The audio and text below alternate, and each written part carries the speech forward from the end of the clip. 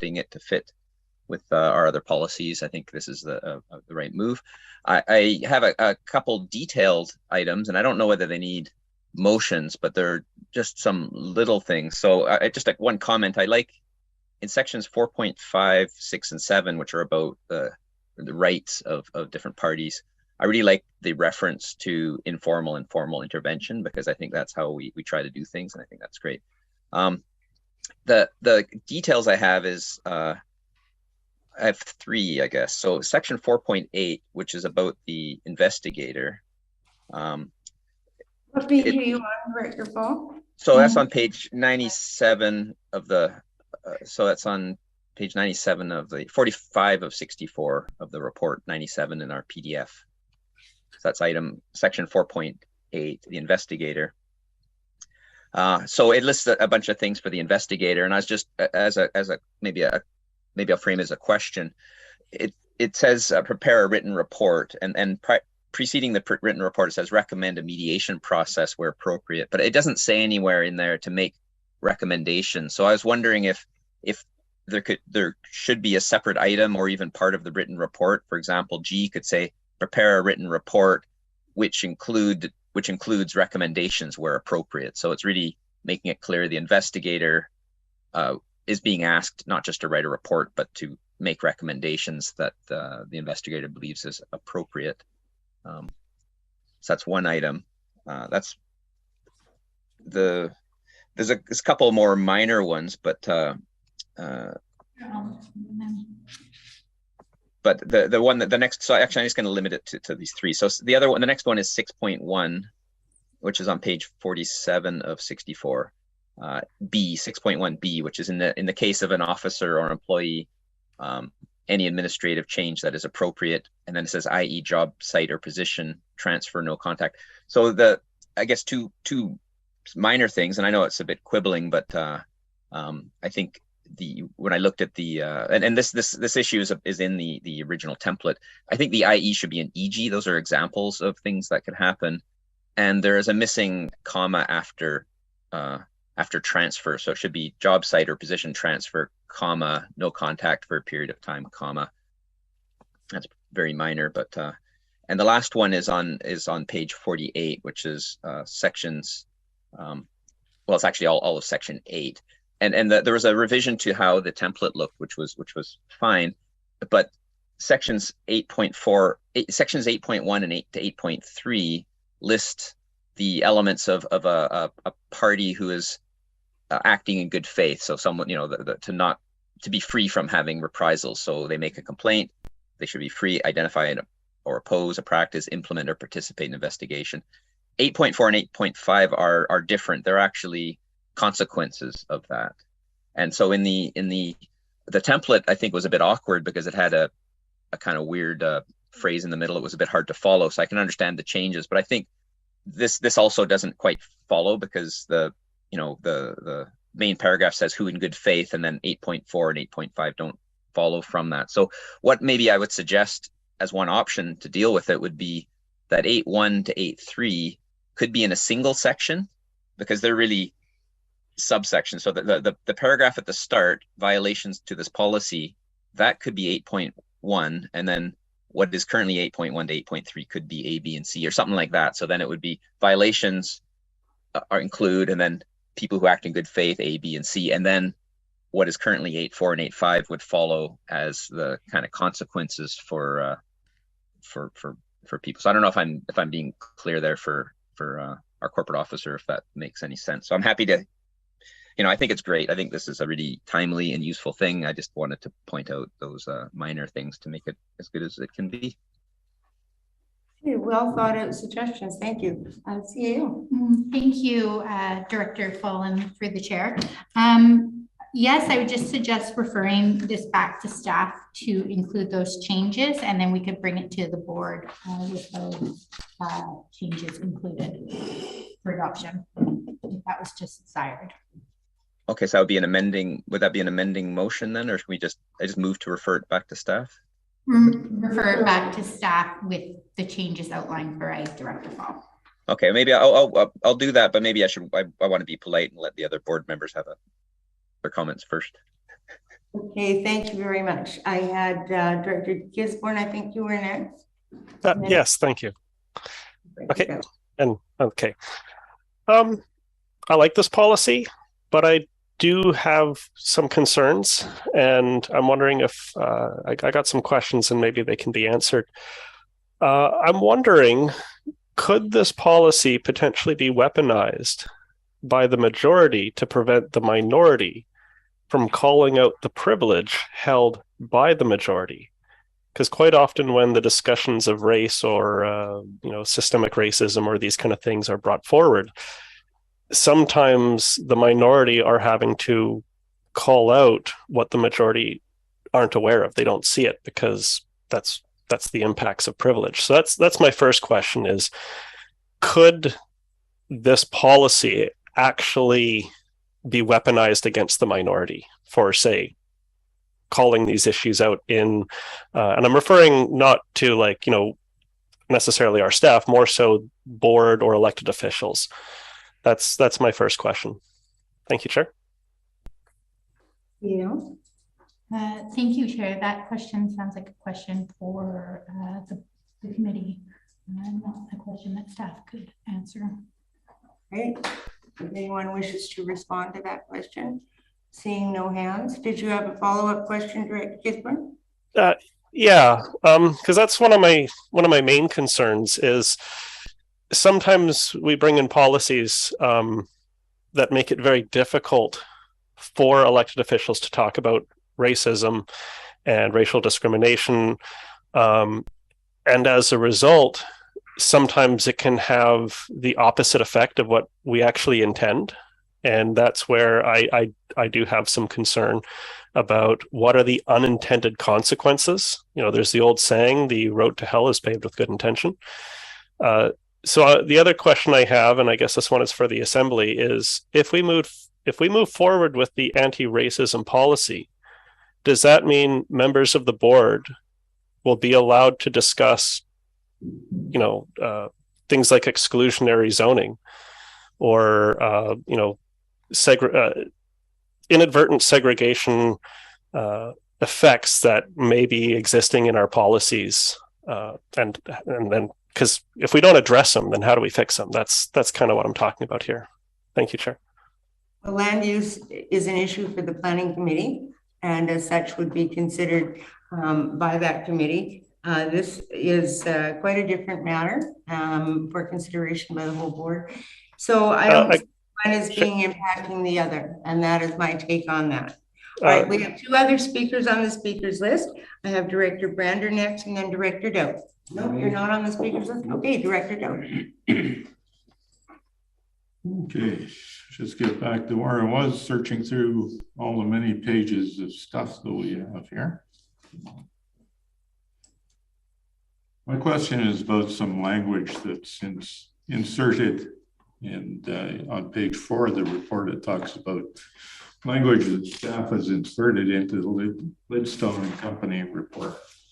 And that is words after everybody's privacy shall be protected. And then it limits that protection to only those who are protected persons under the Freedom of Information and Privacy Act. And I'm wondering why staff would want to limit the protection of confidentiality, and who are the persons protected under the Freedom of Information and Privacy Act, if anybody on the staff has the answer to that. On my study of it in the last day and a half, I haven't been able to figure out exactly who the definition of people who are protected under the Freedom of Information and Privacy Act are. Thank you. CAO. Thank you, Chair. This policy applies to staff, to many people, and elected officials are also addressed in this. And items concerning elected officials are generally not protected by Freedom of Information and Protection of Privacy Act. So that is why that phrase is in there, is that might have to be an open item. Just a follow-up question. Is there a definition of somewhere of the people whose privacy is not protected in this policy, because we're saying it with, in one voice, it will maintain the confidentiality of all involved. And the next part of that sentence is, except for persons who are not protected. And I'm looking for the definition of persons who are not protected, because I think that's an important part of this policy. I'd like to be able to find that definition of people whose confidentiality can be ignored, because I think that's an important part of the policy. I have looked for it, haven't been able to find it. Or another one, I haven't been able to find that definition. I've heard people writing things, I've read people who say these people are not protected by the freedom of information and privacy, but I haven't seen a definition. I'm going to make it clear that what I'm asking for is a definition of the people whose confidentiality is not protected. It occurs there, and it occurs later in the policy as well. And I was looking for it just now. It's hard to find. I think it's on page 74 of the overall package, where there's kind of a double and triple negative about people who may and may not be protected at the same time. Thank you, Chair. No, that is not defined as per outlined in the Freedom of Information and Protection of Privacy. Staff could be directed to look further to see if that could be defined, if that's desired by the committee. Okay, so just as a reply to that, I think it's important that if we're going to protect some people's confidentiality and not others, it should be clearly defined whose privacy is not being protected. Director Brazil. I move that we refer this back to staff for clarification on the points raised by Director Dove. Director Fall. Pardon? Isn't it Director Fall? Well, the points raised by Director Dove just now, refer back to staff for clarification on the points raised by Director Dove. Okay, is there a second for that motion, Director Gisborne? Thank you. Discussion on the referral motion. Director Fall, then Director Gisborne. I guess the question is, so I had raised some points and had a suggestion to refer back to staff to address those. Would staff be able to address those without adding on, or would it be appropriate to amend this motion to also add on and Director Fall? Yeah. CL. Thank you, Director Fall. That is a good point. I think it would be a good idea to refer it back to staff for to address the issues raised at this Finance Committee meeting, unless that doesn't cover Director Brabazon's intentions. Does that cover your intention, Director Brabazon? Okay, Director Fall? That's what I said, yeah. Yeah. So, Oh, okay, that's the motion before us. That's okay too. so that is the motion before us then. All right, Director Gisborne, you were next. Thank you, Chair. I was actually going to offer an amendment to include Director Fall, but the motion before us now does actually make sense in that context. I'm a little unclear though still about like how pervasive this policy applies. I assumed by reading this that it applies across the entire organization and that includes our policies and bylaws in the planning department. Am I mistaken? Does this policy not apply to our planning service? Or does it apply to the planning service? CAO. Thank you. I'm sorry, I'm not quite understanding the question. It was a question to the chair. So if it's a policy of the board, then it would apply to the function of the board, function of the regional district, and that would include the planning service. And this is a racism and anti-racial discrimination, anti-racism policy. Okay, sorry, just the conversation earlier, from what I heard from the chair was that the planning thing is different, but now I'm hearing that the planning issues are part of it. So thank you for the clarification. All right, well, I do take zoning bylaws to be quite different from an anti-discrimination policy. So at least in our context. Is there further discussion on the motion to refer? Further discussion, seeing none, all in favor? Any opposed? Carried. 7.2, requirement to consider code of conduct. You have a recommendation before you. Is there a mover for this recommendation? Okay, recommendation, Director Gisborne, you're seconding it? Yep. Thank you. All right, discussion. Director Gisborne. Thank you, Chair. I see reference to the UBCM Model Code of Conduct. The UBCM Model Code of Conduct is fairly comprehensive and is also referenced as, based on a lot of the good work that was done by Mayor Sebring in the past. And I'm just wondering, do we really need to commission Sebring Consulting as the next step, or should we consider adopting something very similar to the UBCM Model Code of Conduct before, say, going another step further? That was a question to the chair in the assembly. Does anyone wish to comment? All right, not seeing no hands. Did you have a follow-up question, Director Gisborne? No, thank you. Further discussion, Director Fall. Thank you, Chair. I mean, that did raise a question in my mind of whether we need a consultant or not, but I don't know. I could imagine it either way. Having someone look at it would be good. Having Sebring look at it, having us review it would be fine too.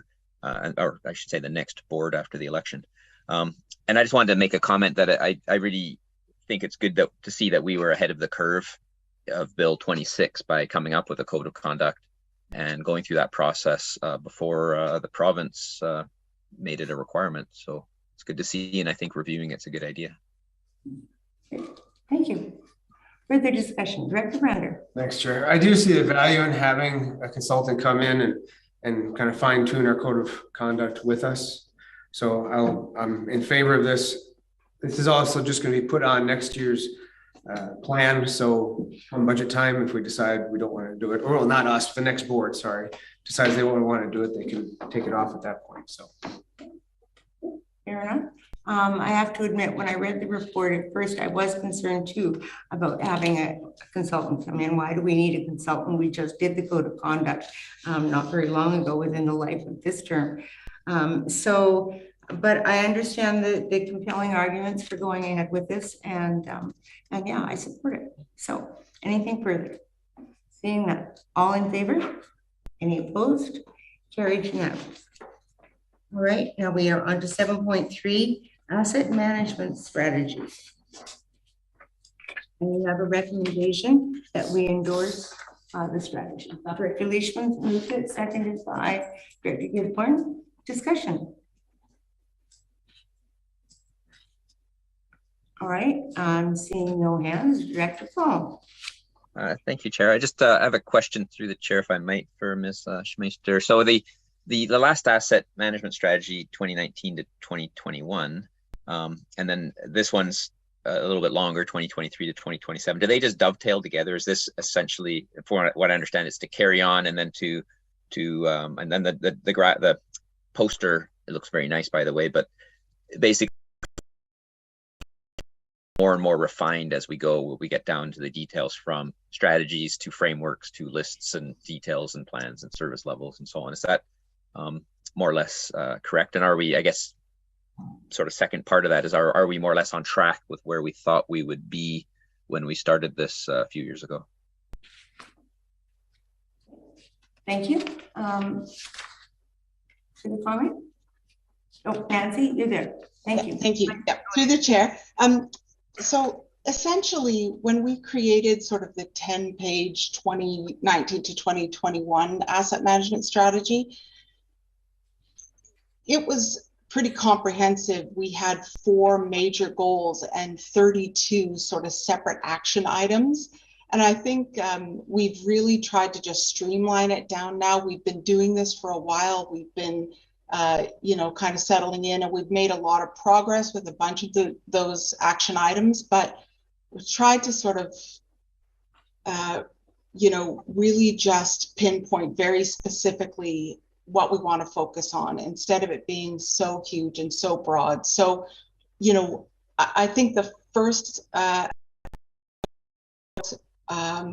we sort of took all of our training and all of sort of what's out there and all of the resources, and we built this sort of pretty huge and pretty, it was a lot. And so now we're just trying to kind of a little bit of reality check with, we've, you know, historically, we've never engaged any consultants to assist us, which is really common in a lot of local governments to do that. There's a lot of funding out there, grant funding for people, for organizations to be able to do that.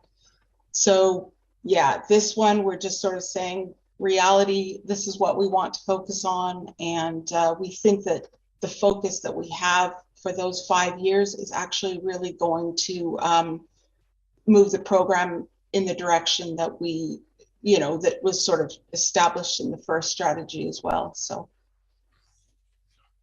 That's great. Thank you. And I think that it makes a lot of sense because of we had, you know, changes in staffing, and I appreciate you taking this on, you know, heavy lifting on this item, and to focus, taking what's been learned and focusing on what has been learned to do the parts that are really critical to get this, you know, get the functionality out of it. I think it makes sense. Thank you. Thank you. Further discussion? Seeing no hands, all in favor?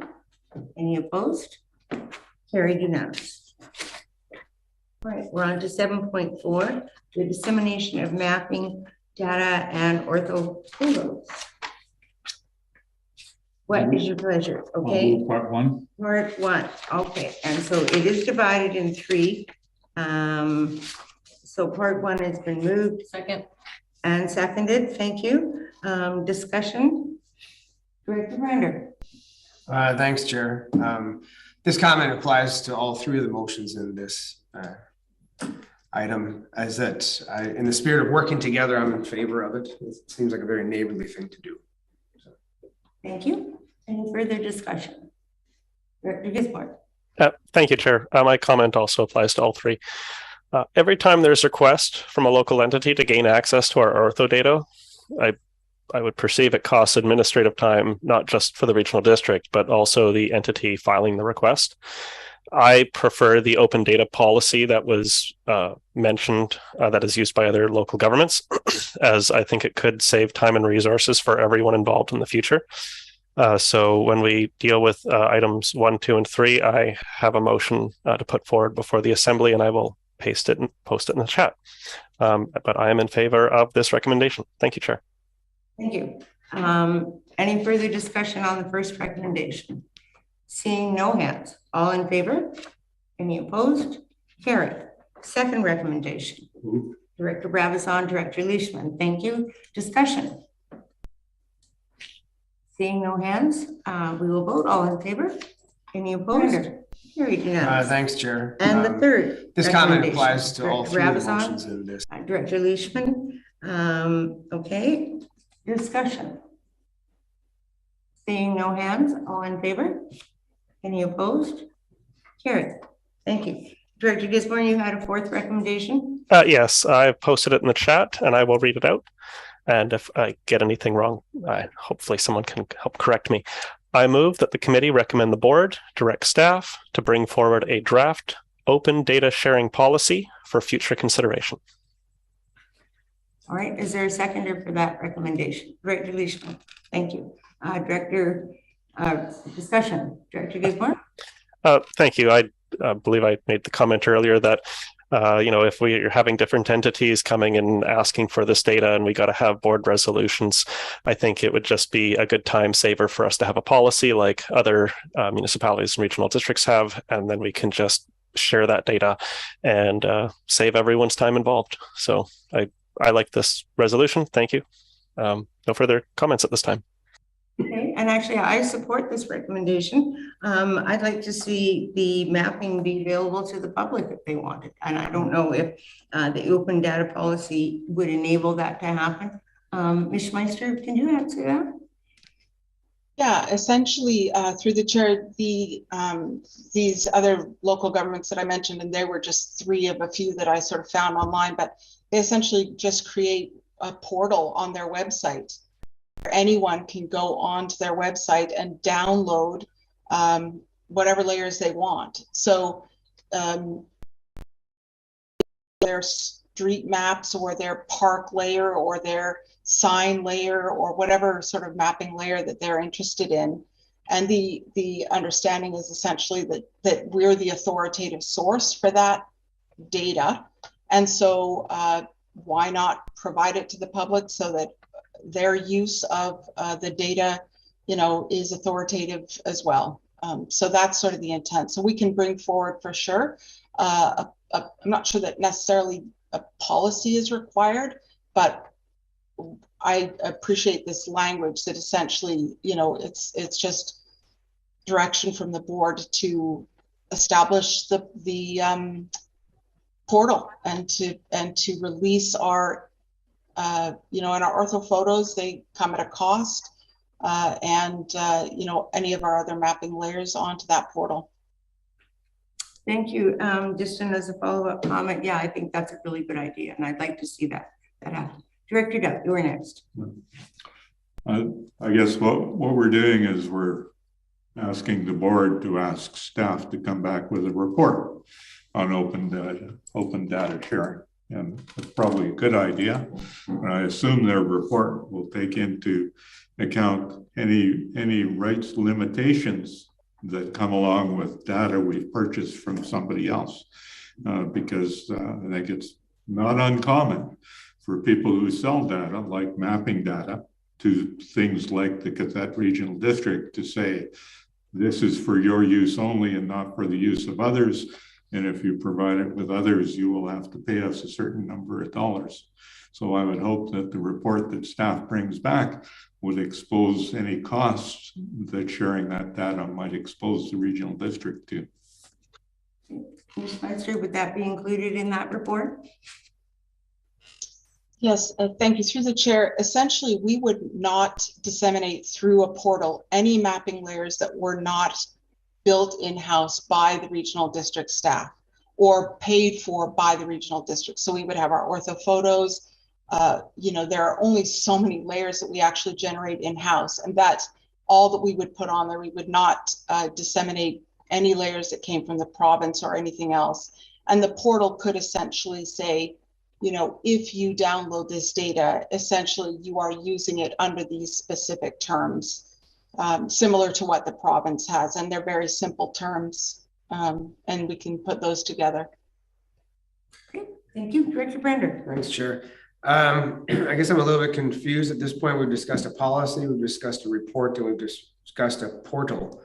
So I just would like to be clear what we're voting on. From what Ms. Schmeisser said, that it doesn't sound like a policy may be necessary right now. I kind of like the idea of the report. So I'm wondering if we should be amending. Okay, there's the recommendation that the committee recommend the board direct staff to bring forward a draft open data sharing policy. Bringing forward a report. It says policy. Yeah. It doesn't say report. A draft open data sharing policy. Yes. So I guess is there a drastic difference between a report and a policy? Or? Okay, yeah. Yeah, so I would suggest an amendment that maybe we change it to a staff report. Yeah. Okay. Second. Okay. On the amendment. Well, just, to be clear, so we're taking out through the chair, taking out the word policy and putting staff report. On open data. Okay, that is the amendment that's been proposed. Any further discussion on the amendment? Director Gisborne, on the amendment. Whatever works to enable staff to come back with a report, I'm all in favor of. Thank you. Okay, thank you. Any further discussion on the amendment? Seeing none, all in favor? Any opposed? It's carried. Back to the main motion as amended. Is there any further discussion? Director Fall. Just briefly, and I think the possibility, if we can share some of this data, I think there could be a lot of benefits besides the financial or the administrative. I think this we might need to pay for this information anyways for our business, but by providing it to groups, and it would be residents and community groups, there may be various benefits that we're not even aware of. So I think it's actually really a positive step forward. It's like us providing, the regional district providing a service to societies, to groups who could use this data. So I think it could actually have some positive repercussions and be looked at positively by the community. So I support looking into this and look forward to seeing the report. Thank you. Thank you. Further discussion on the motion as amended? Seeing none, all in favor? Any opposed? Carried unanimous. And that brings us to new business, item 8.1, and Director Leishman. Thank you, Chair. There is a motion I would like to put forward. If we can share the motion, and then if there's a seconder, I can then speak to this letter that we've received and the work that I've been doing as the appointee to this committee. So I would like to move that the committee recommend the board approve a budget amendment to allocate $2,400 from the Local Government Climate Action Program to the Vancouver Island and Coastal Communities Climate Leadership Steering Committee for completion of the 2030 Vancouver Island and Coastal Communities Climate Leadership Plan. I'll second the motion, and I'll have a follow-up question. Thank you. So if I can just speak to that, Chair. There is a pretty comprehensive letter in the attached to the agenda that gives the background of this amazing regional committee that I've been working on since being appointed in 2019. It's been, I want to say mainly any of the work to date that's involved having to spend any money has probably mostly been covered by the City of Victoria. We haven't been tasked to put any funding towards this entire process, and there's been a lot of research done and data collection, and we've been able to utilize the some research students and research professionals at UVic, the University of Victoria, and the Pacific Climate Consortium and the National Climate Caucus, several UVic professors.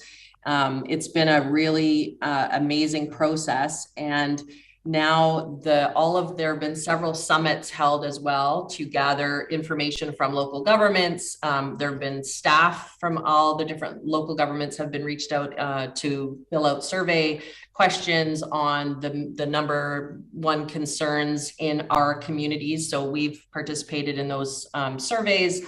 And so the data collection is incredible. And now we've engaged an Indigenous-led consultancy firm from Vancouver Island to compile all of the data and all of the engagement with youth. There was a youth summit, and as well as a climate summit for local elected officials. And now they are currently working with the Indigenous communities throughout our Vancouver Island and coastal community region to really wrap this all together and bring forward a really comprehensive plan so that we are, as regional districts and municipalities, we're not reinventing the wheel on climate change and climate action, that we do have a lot of the same issues. We are going to be facing a lot of the same things, and we might as well share resources and pull together a broad regional plan so that we are better prepared in the face of some of the changes that we are going to be seeing.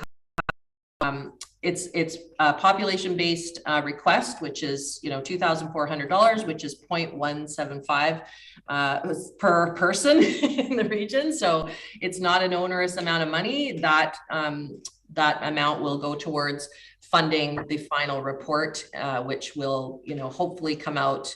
I think they're looking towards before Christmas, but we'll see how that goes. But I would really request that the board support this request, because it's a really amazing document that's going to come out of this, and could inform not only all the regional districts in British Columbia, but other regions across Canada to look at these kinds of regional collaborations. Thank you, Chair. Right, and I certainly support the request, and I see the chart that's listed in the documentation. So is each regional district being approached separately? Yes, yeah, the letters went out all at the same time. Right, okay, thank you. Discussion? Director Vaughn. Thank you, Chair. Can I see the motion again? I have a question based on the motion. Thank you, Esme. Yeah, the motion reads amendment to allocate $2,400 from the local government climate action program. My question is, what service does that come out of? Is that general administration? I'm just curious as to, because if we're talking about a budget amendment, I'm just curious as to which service we're talking about. Okay, and we'll get that answer for you, Ms. Greenan. Thank you, Chair. That would be from the EA feasibility service. It'd just be an in and then an out from that service. Okay, thank you. Further discussion. Vaughn, yeah, follow-up question. So I'm hearing there's an in and an out for that service. So is that money coming into the electoral area feasibility studies from an outside source? Or I'm just curious, like, is this going to be just taxing the electoral areas to pay for it? Or I'm just curious. Thank you, Chair. Ms. Greenan. Thank you, Chair. We don't have, the board hasn't had a lot of information yet, but there is a new program, the Local Government Climate Action Program. And that replaces we used to get a local government climate action rebate based on the amount of carbon taxes that we paid. So this program replaces it, and we have received $72,082 for the year for this program, and it can be used toward climate initiatives. So there will be a report coming forward at a future date discussing more about the program. But the idea would be similar to the Community Works Funds program, where we get the funds in advance and then we use them towards projects that meet the eligibility criteria. This will work in the same way, that we'll get the funds, or we have the funds, and then we will use them towards projects that meet the criteria. Okay. Thank you. I believe that answers my question. In that case, I have a little bit of concern. If it is similar to Community Works Funds. Ask you questions now. We have other people on the speakers list, so we will come back to my you. Apologies. I'll wait for a follow-up. I'd like to speak for the first time. Director Paul. Thank you, Chair. I'd just like to add to the comments made by Director Leishman that this is really good value for us. This plan has been in development for several years with a lot of volunteers, and I just like to point out the in-kind contribution by UVic, the professors and then the students and so on. I mean, a huge benefit that hasn't cost the taxpayer anything. They may have gotten grants and their time. So the value in what's been done to date and all the deliverables, and for a cost of $2,400 to get this to the finish line for this step of this kind of process, I think is really good, and I fully support this. I think I really look forward to seeing the finalized report and being able to vote on it at AVICC. Thank you, Director Paul. Further discussion. Anyone who hasn't spoken yet on this item? Director Brabazon. Thank you, Chair. I wish the table that they included in the report made more sense than it does to me. The population figures just don't jive. The population of the QRD is not 13,000 people, it's 20,000 people. So how they arrived at the 2,400, I'm not sure. And I see Islands Trust, a population of 1,430. Well, there is no Islands Trust jurisdiction based on population. So how do they arrive at that? Okay, good questions. I'm not sure who would be able to provide you the answers. So at this point, those are good questions and food for thought. Further discussion. All right, Director Gisborne. Thank you. Yeah, my one concern was if we're getting the funding for the electoral areas, but yet is the municipality also getting funding for the municipal residents? Like, if this is similar to Community Works Funds, and that's just my one concern is this funding like allocation that's given to the electoral areas and then we're funding it from the electoral areas, and then if that is the case, is the municipality getting their own funding, and then of course municipal council could potentially put forward their own motion to also provide funding. That's just kind of where I'm curious in terms of having fair equity amongst our community. And Ms. Greenan, do you have any information about that? Thank you, Chair. Yes, there are some questions that aren't answered. So another option might be for the board to request a staff report on the funding options, and then we could do some more investigation and report further. All right, for that comment. So is there any further discussion, Director Bravazan? I made that motion. You're making that. There's a motion on the table right now. Yeah. So are you amending that motion? I'm making the motion to refer it back to staff for a report. Okay, refer back to staff. All right, seconded by Director Brander. Discussion on the referral motion.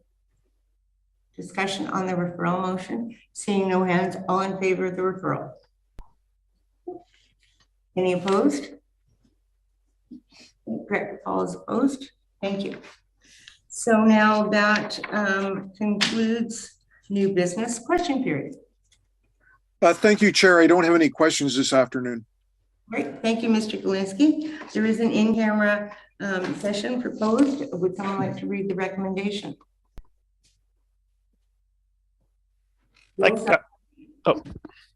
Good morning. Oh, thank you. Sorry. I move that the committee move in camera and the meeting be closed to the public on the grounds that the subject matter to be considered relates to matters covered by the community charter under section 91C, labor relations or other employee relations. M, a matter that under another enactment is such that the public may be excluded from the meeting. N, the consideration of whether a committee meeting should be closed under a provision of this subsection or subsection 2. And 92, a matter of a committee meeting must be closed to the public if if the subject matter being considered relates to one or more of the following. C, a matter that is being investigated under the Ombudsperson Act, of which the regional district has been notified under section 14, Ombudsperson to notify authority of that act. And the seconder, Director Leishman, discussion, all in favor? Any opposed? Carried. We are going in camera. Could we also have a real quick recess for bathroom? Yeah. Okay, thank you. Recording stopped.